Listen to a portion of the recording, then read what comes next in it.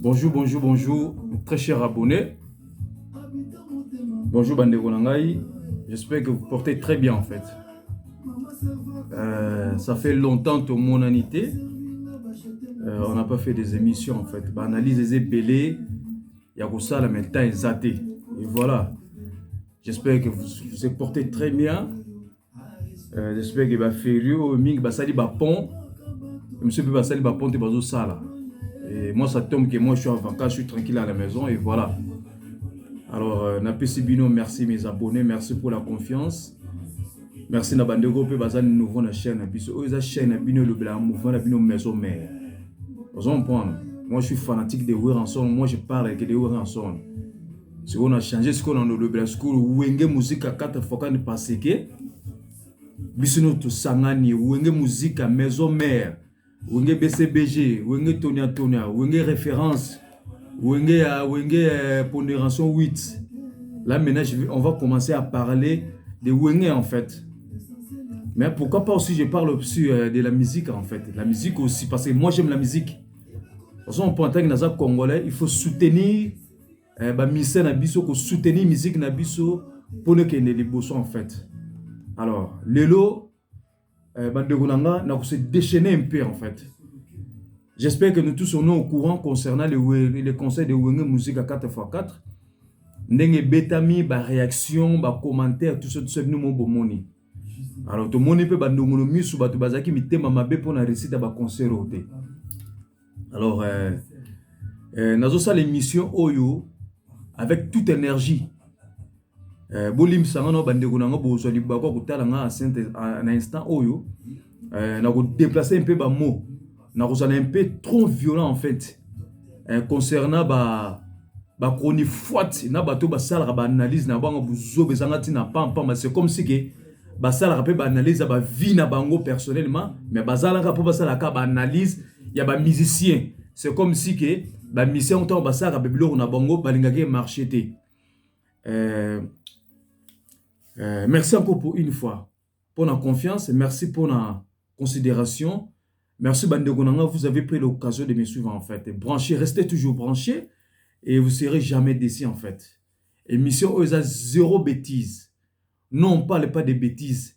Ah, bisoto finga raté, mais bisoto redresse artozong sa mutunanzela. Peut-être bateau ba la émission ba sa analyse, ba sa ba n'importe quoi. Vous comprenez? Ba sa ba n'importe quoi, ba n'importe quoi. Alors, biso suko tozana potozong sa ba on a tout droit. Ngana bino à travers vos commentaires. Partager en fait. Et voilà en fait.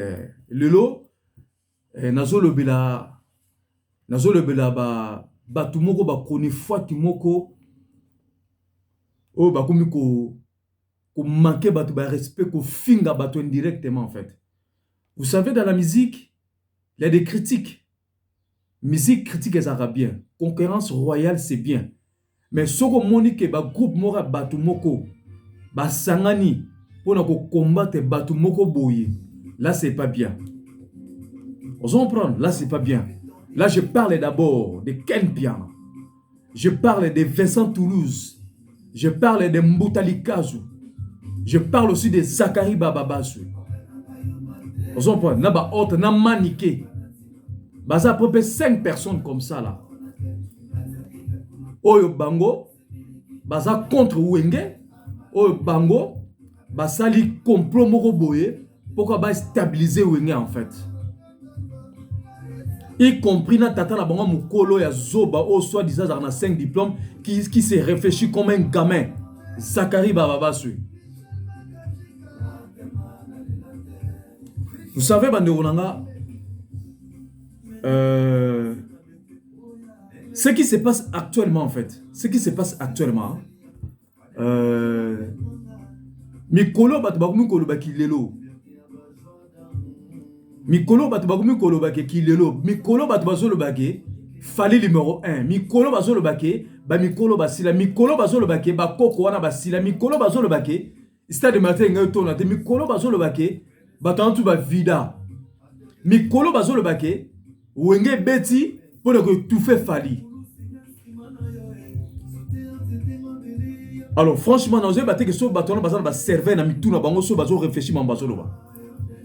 Pour nanga bazai mati ba na cerveau te ba na cerveau te, il ne réfléchit pas.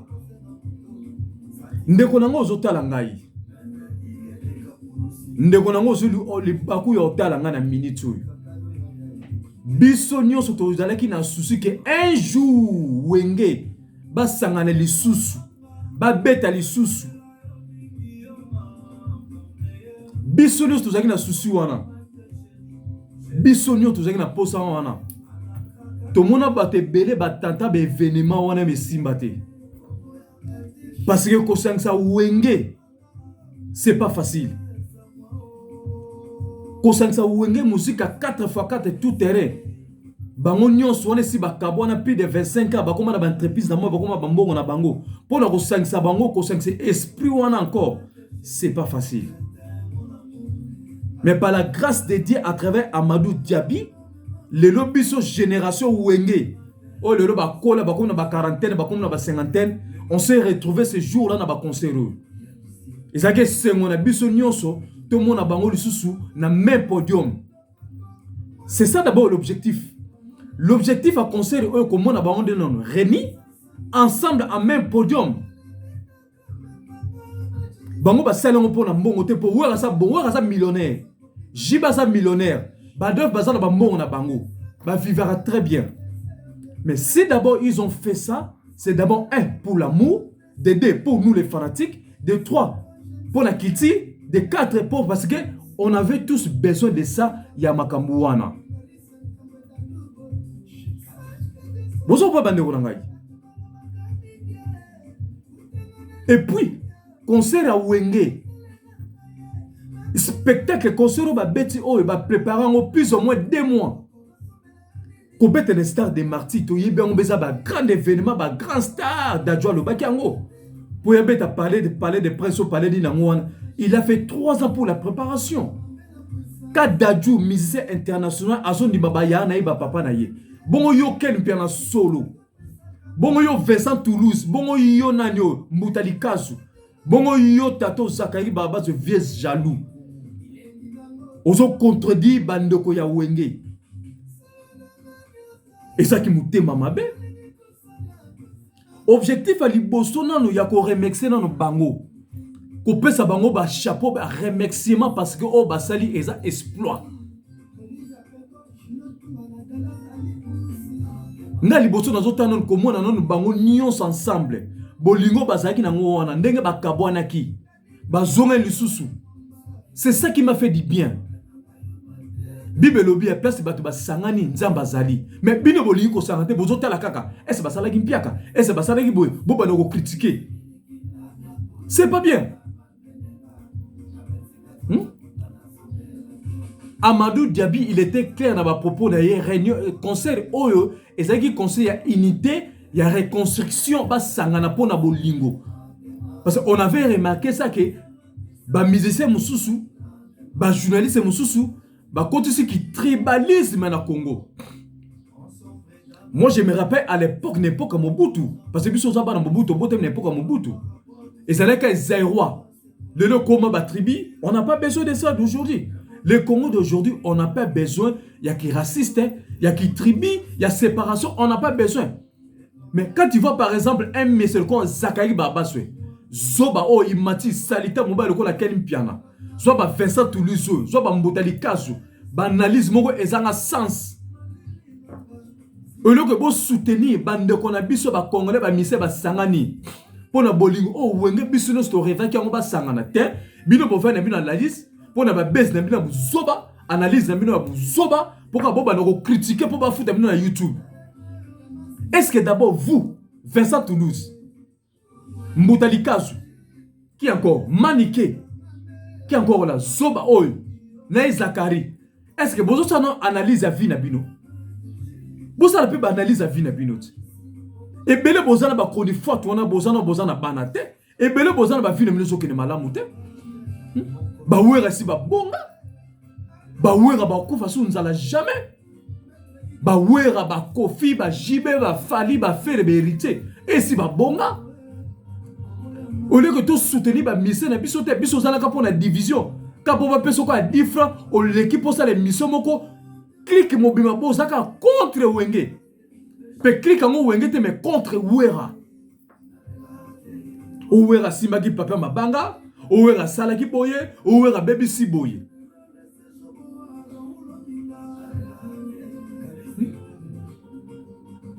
Au lieu de soutenir nos musiciens, mais vous êtes là juste pour critiquer, banaliser ezanga tina, banalize à Bouzoba.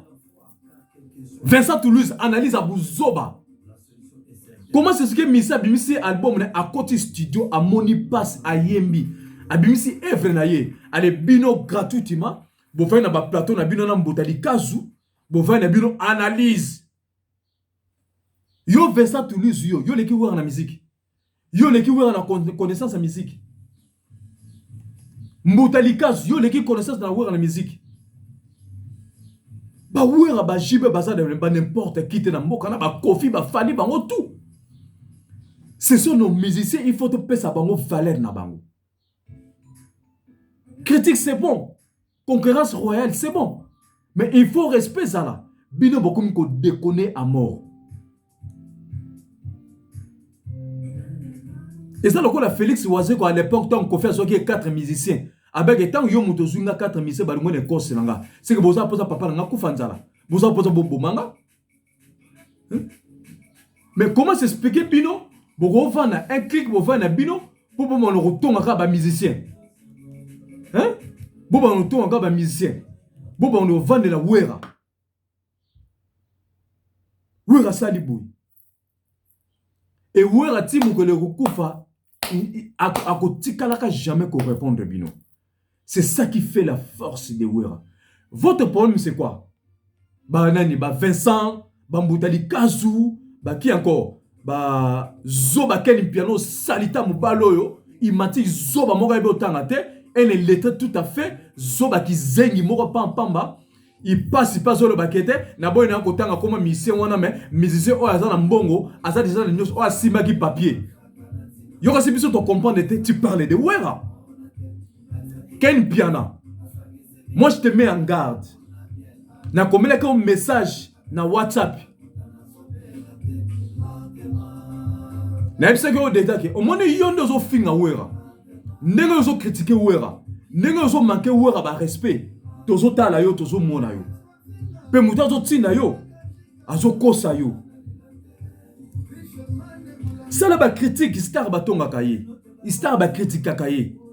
Mais zato kota na nini moko ya manque de respect au ba doko ko manquer respect na Wera. Yo ka so na fala o pesoni. To so lango no bien lelo. Yo ka ti fala ko peso $1000. Pondo ça na ke o ba na sa bilonga nengwa. Bo sani. Po fala pour se bon. To bi ba jewana. Eza clique ba misemo ba sangani pour ça ba campagne ndengo. Mais bon que Wenge a force. Wenge a puissant. Vous comprenez? Wenge wana bozo mona Wenge musique 4x4 na Wenge maison mais bazana ba fanatique bana ba ndemi. Et belé bandima qui te que na stade de martyr wana ba autorité ba ko sala. Biso no to mona stade de martyr. Tout le monde, toute génération, population, toute génération. C'est pour vous dire que Wenge, c'est toute une génération. Il y a 30 ans, il y a 20 ans, 10 ans, 15 ans, 30 ans, 40 ans, 45 ans, 50 ans. Côté concert, ça lui plein à craquer. Nous dans la bango bien. N'est-ce pas, ça plus ou moins 2 mois. Petit spectacle. Qui peut faire ça? Qui peut faire ça? Après yo Vincent, Namboutali Kazoyo, Bofay na plateau na bino analyse anen yangwaku. Franchement pour ça il mati boa ma il était. Au lieu de soutenir bandeko na bino ba sangani. Ce sont unité analyse les années. Yo net Mboutali Kazo. Comédien mo so sila kala.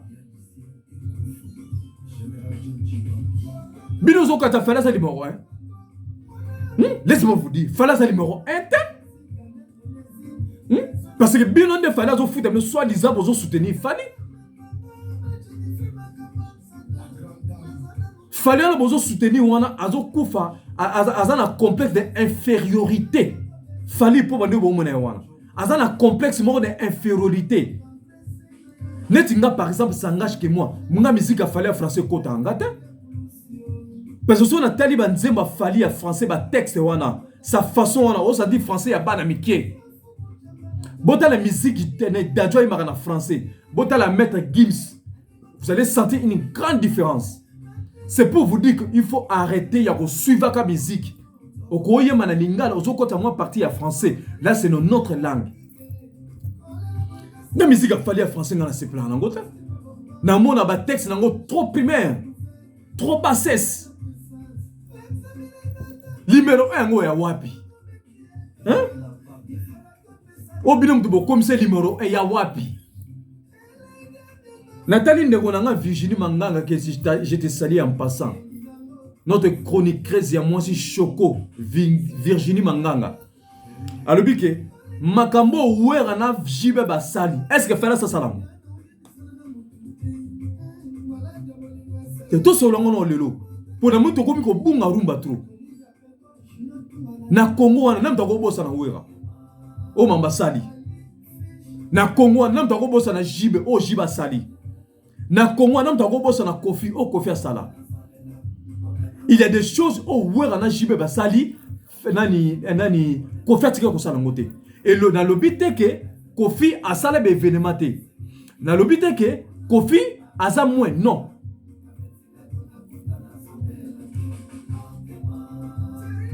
Wera a beta ba sali musu na Europa wa otamsu fala otiko beta ngote. Wera son il est le seul ministère congolais au beta parler des sports. Nana beta Kofi a beta parler des sports.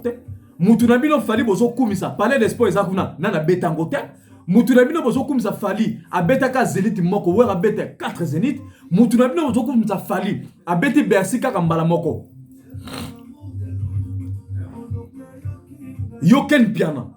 Yo Vincent Toulouse, yo Moutalika, bino bata ba analyse. Non, c'est même ça ba analyse na bino.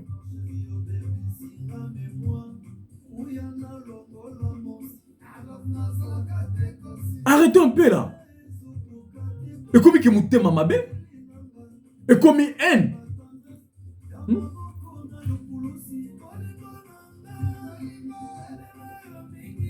Nene bité que musique ya Congo qui na ba polémique. Nene bien moté. Amadou d'un coup comme ça avant de kabike na ko betisa wenge musique à 4x4. Du coup mais fallait pour pas abana déjà qu'on préparer de quoi annoncer déjà concerné Stade de Martyrs ça fait déjà ba mois. C'est rien à voir na makambu ya concert à wenge na fallait ça rien à voir. Kaka bino ba ken piana bino ba un chroniqueur à saleté à zoba. Zoba moko ya koni forte non na mona de salita ki ya koni forte quoi ken piana.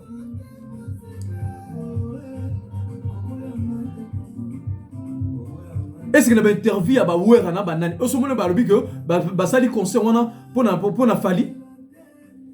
Est-ce que mo ba sali ba déclaration ma bi que non to zo beta concert pona prouver fali. Ezaka bino ba congolais. Biso ba Congolais tous la mentalité. Arrêtons un peu les Congolais. Arrêtons un peu s'il vous plaît.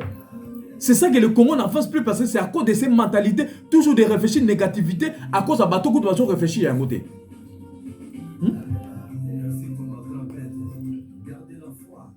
Le grand producteur Amadou Diaby a un projet. Amadou Diaby, c'est pas d'aujourd'hui, ça date depuis des années, a produit ça pe bango. Le message question il s'est osé ya robeta wenge ko sangsa bango mabeza wapi mabeza place nini o bino nyonso bokomi kaka analyse bino nyonso bokomi contre wenge bino nyonso bokomi contre po basali bino nini pe bozo boma bango bazano le vivant ba wenga na ba kokisa ta ba 60 te ba wera bazana nous. Ce que ça ba combattant au te ba tout fait ba combattant simanda ko ba combattant ba zangati na pam ba o mais ba wera ba beta ba conseil na ba porte na ba stade na ba salia. Ce que j'ai combattant au te soit disant combattant photo. Mais bah ouais bah bête bah stade bah salle na ba repas. Bah combattant mutu bazong si musique na biso sima. Bah combattant photo ba mutu bazong si musique na biso sima. Magé bazong si musique na biso sima ba o sentir que bah ouais bah so bunda ba chibe ba so bunda. Mais bah fali pe ba so bunda son notre mission mboka na biso aso défendre drapeau ya mboka na biso. Vous comprenez? Arrêtons de polémiques et zangati na pam. Fali wana za na respect belé ya jibé pas ba grand na ye. Et là moi ils ont manqué pas Fali parce que tolérance. Fali cause la trop orgueilleté. Ta façon de parler aux autres même poli. Fali ozana succès na yo ozana makambu na yo. Mais quand on a orgueilleté pour milaxa yo, non. Pour moi Fali za numéro 1 té. Nana côté mon doute rien. Fali ozana makambu. Fali ozana succès. Balbum là ozo sala ezo simba. Mais ozana loko mo ozo vivre complexe d'infériorité. Tika qui t'étitesse quand tu parles devant la télé dans mes émissions. Il faut ça poser. Il faut avoir la maturité quand tu réponds à tes questions. Naba journaliste n'a-t-il le collègue devant Fali a comme on est faible. C'est comme si Fali, c'est comme si Fali Moutou a comment qu'on dirigeait mission naïe. Déontologie journaliste n'a-t-il le collègue de Konangaï aux gens en souto bébsian. Talent de Konabiso nani Frank Stemai. Frank Stemai a dérapé, mais la monnaie Frank Stemai a zongi. Après, na la pour mission mon côté. Ngana journaliste, chroniqueur, faut dans la net. Dans information zali, ngana que information na kota na chaîne nga pour YouTube futangai. Tala ba ken piana. Na ba Vincent Toulouse. So ne sali bango ba koko yate ya. Mais so tele na ba chaîne na bango, ba juzi ba image ya wenge na ba chaîne na ba batie. Pour nga fait pas porter bino plainte. Vous n'avez pas droit. Vincent Toulouse t'as pas droit de prendre des concerts à batu ya wenge, autant la chaîne na yo t'as pas droit. Mais bozo finga batana ba silat. Beaucoup mais ça a falit. Beaucoup ça pas jamais pourquoi. Pour na bambongo ya YouTube. Vous comprenez? Pour le YouTuber foot à bino. Vous comprenez? Tout ce qui a comportement au biso ba congolais. Soutenons nos musiciens. Fali Poupa c'est notre star. Weranson c'est notre star. JB c'est notre star. Kofi c'est notre star. Héritier Watanem c'est notre star. Faire goal et sika za na prison kuna ndeko nga faire goal okobimaka toza musika na yo. Siko bino ba journée bola que boza bien mitema ba ben ndeko na biso faire goal za na prison. Na moni mo sala ta marche de soutien te hein. Na moni place pour soutenir faire te hein. Ça montre que kimutema mabe. Congolais totika kimutema mabe. Nazo sabino lo moko. Natala ki c'est Marc Tabo. L'émission Frank Stema. C'est Marc Tabo babiki. Au moins stade wana. Fali à coton de stade wana parce que azana ba fanatique asala musane bien. On s'en prend. Sikoyo eloko ni ne bomasiko Fali. Au moins ka public ne wana. Au moins ka bato ba soutenir wana. Qui est pas na dernier minute match e baruka mabe eluka pas ça na mpia na stade wana. Parce que façon zo kende là. Parce que Amadou pas bête à concert oyo à ceux qui va attaquer. Amadou pas bête ça wenge à ceux qui va attaquer par-ci par-là.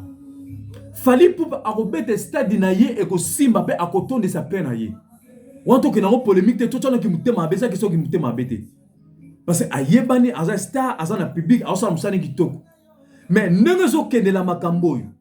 Nega bazoba bakeni piana ba Vincent ba nanyo bazo kende nango boke baba misumbe musu ba bomane sima wata abilo ba olingi la bino boule bo luka bosa la piaka na stade.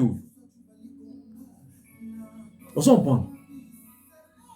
Alors mes très chers abonnés bande konanga bozo occasion de suivre cette émission nazo senga na ba wario ba fanatique ya Fali Poupa.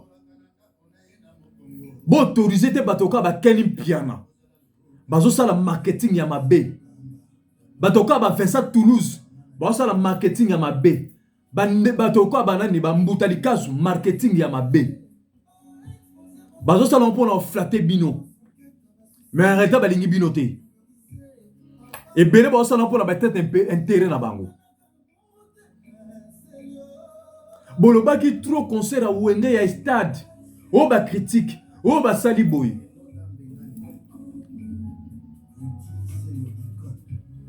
Il n'y a aucun groupe na Kinshasa. Et ça, la makambo Wenga Salaka. Bandeko nanga, mes très chers abonnés, retenez ça aujourd'hui. Au moins, Wenge, Wenge a force. Wenge a très lourd. Wenge a force. Wenge a génération Wenge bazan a succès. Génération Wenge qui s'il était pourquoi? Parce que nyonso bozomona, kobanana fali, ferré, héritier, médoso. Tous au moins la génération, ce sont génération Wenge. Ce n'est pas génération Kofi Quartier Latin. Ce n'est pas génération Viva. C'est génération Wenge. C'est pour vous dire que Wenge est jamais qu'on disparaître. Wenge est jamais qu'on disparaître. Parce que Wenge est moussissa, ba branche Zali. Ba branche on a héritier, ba ferré, ba fali. Bangoto idéologie à Wenge. Bota la base générique fallait à Betaka. Bota la base générique faire à Betaka. Bota la base générique héritier Betaka. Vous allez remarquer que ils ont copié Wenge. Là je vous dis sincèrement. Malgré bava na bango na bazota qui tétites mais na mitou na bango na kabosh na bango ba bi que non Wenge ne mutu za force. Peno yeb sabine lo moko bandengo nanga. O moni to buka manga na nzete hein. Babanga kaka, babambara libanga na mango etela. Libango etela toko banga, ogo lansango libanga te. Eza kwa Ouera, eza kwa Wenge, eza kwa JB. Prenons par exemple les de Ouera. Ouera joue à critique et belé dans ba concert. Et moi j'ai compris que, et le bango Ouera, j'aime celui qui me critique parce qu'il fait ma publicité. Yango. Il a tout chanté. Ouera aime tout. C'est ça qu'on voit aujourd'hui. C'est pour vous dire que Ouera na makambo. C'est pour vous dire que Bochaka Ouera ka. C'est pour vous dire que Ouera na succès. C'est pour vous dire que Ouera a force. C'est pour vous dire que Ouera dérange à Bino. Pour ce Ouera zaki na succès. Ce Ouera zaki na makambo te. Ce Ouera zaki na force te. Bonga bo kipe te. Mais tant que bozo kipe Ouera pour ça na force. Tant que bozo kipe Wenge pour ça na succès et ça na makambo. Wenge kangi actualité pendant combien de mois? Depuis Amadou Diabou, depuis Bakouten à Paris. Na Kinshasa tondo Bulbanine. Monde entier. Là maintenant je vais répondre à M. Zakari Bababa. Soit en disant c'est toi qui as 5 diplômes. Laisse-moi, je vais te répondre aujourd'hui. Quand tu contredis les propos de JB que soit disant le monde n'était pas démarré, redémarré. Mais laisse-moi vous dire que le monde a été bien redémarré.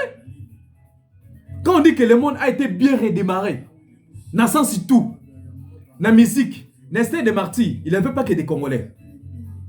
Si on veut bien monter, Nestlé des Martyrs, hein, il n'avait pas que des Congolais. Wenge a annoncé un concert, mon entier est alerté. Internet et Ningana qui, Congo et Ningana qui, tous les pays africains sont alertés. À cause de Wenge, Bakanga qui couronne, Bakanga qui montre.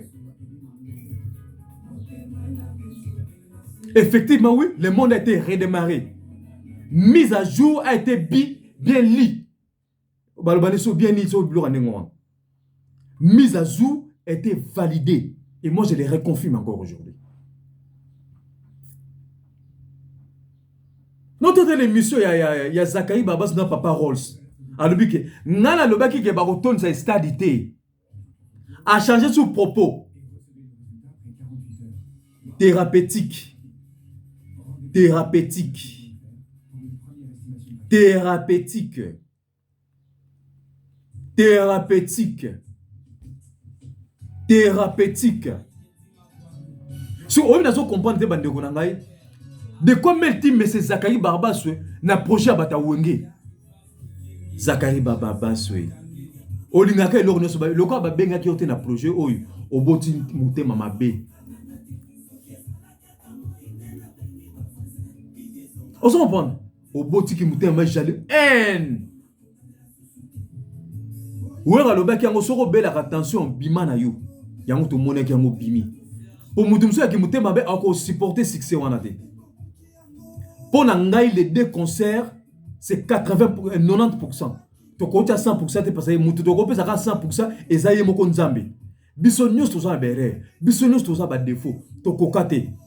Mais si 100% ba concert eleki 90%. Réussite totale. Ba projet sont continuer. Ken Piana. Vincent Toulouse. Avant on la analyse, il y a ba musicien. Vincent Toulouse, avant on la analyse, il y a Wenge. Ça la non analyse, il y a Vina Omoko. Je répète encore, Vincent Toulouse. Tant que ça la analyse, il y a Wenge. Tant que ça la analyse, il y a Wera, na JB.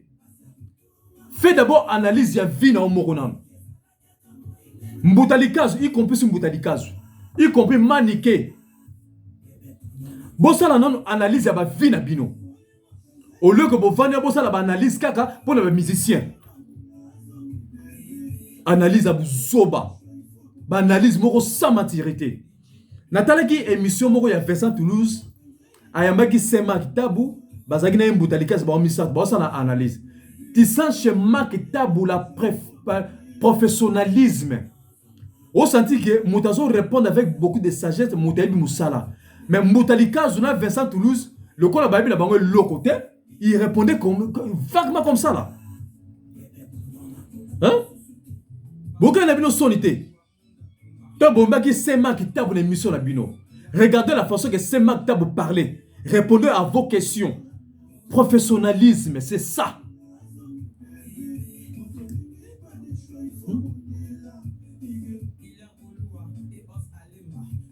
Kaka,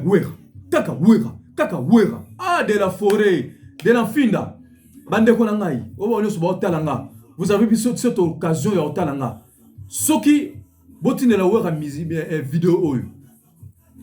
De la forêt, oh fanatique na yo. Depuis Mikili.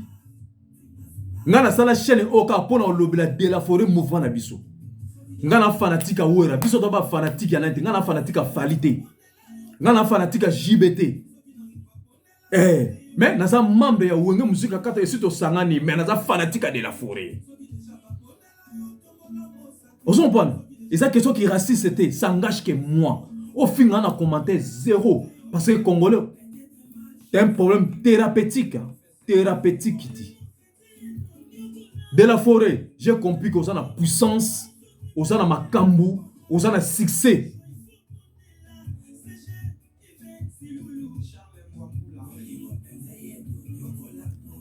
Les seuls leaders, au ba famille Kabwana, au ba Kufa, au na ba société comme on nous a moussal, ba nous a moutana, so za mutajibe ba ozote, za mutawora ba ozote. Tout le monde on a babar, tout le monde on par-ci par-là. Fallait qu'on s'alango. Papa n'a écouté qu'on fait atika na jamais qu'on s'alango. Papa ouais ma question non me repose un peu atika na jamais qu'on s'alango. Ba vie ouais na kutu batika na jamais qu'on s'alango. Bon ka fali. Même tout comme ça ka fali ngala mona succès ngo ya grave ya falite. Tant dans le bango attaque un Congolais na sa jaloux pour falite. Fallait ça na succès za makamuna yi. Mais nègre bozo ko gravité pené le Congo c'est comme si que fallait asa au-dessus de tout le monde. Non. Pour nga siko le corps tocha ba tembeta na la musique yango hein. Boko le corps la bozolo ba ke ba baza ba koko ba koli. Il faut maintenant surtout ba nobeta siko ba fana. Fallait tu li baya kuna wera tu li baya kuna. Total la siko to beta siko nous le live. Parce que ba kolo live bazali.